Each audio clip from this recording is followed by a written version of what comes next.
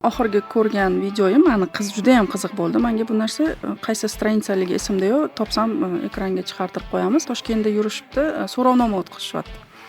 O'zbekistonda ayol kishi prezident bo'lishi mumkinmi? Menga odamlarning reaksiyasi juda ham qiziq bo'ldi. Uni ko'rish kerak deb bunaqa bo'ldi. Yo'q, albatta. Sezib ayol kishi prezident bo'lishi mumkinmi degan savolni xayolidan o'tkazmagan u odamlar. Shu darajadaki ayol kishini shu qanaqadir должностda ishlashi yoki ko'tarilishi degan mavzularni hattoki shu ko'chada yurgan odamlarimiz afsuski xayolidan ham o'tkazishmagan. Yana bitta menga ta'sir qilgan video, bir aktivist opa bor ekanlar, adashmasam deputatlar ular. Facebookda ko'rib qoldim, intervyu berganlar, juda ham jiddiy mavzu. Kommentariyaga kirsangiz, u ayolning kiyingani haqida fikr almashishlar ketyapti erkak kishilar tomonidan.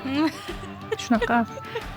Hozir ham achinarli holat. Divanniy kritiklar oldin ayollar bo'lardi, anaqa nima deydi, uy bekalari bo'lishardi. Hozir nimagadir qiziqib yosh odammikan balki deb stranitsalarga ham kirib ko'rdim shu kommentatorlarni. Yoshlari katta.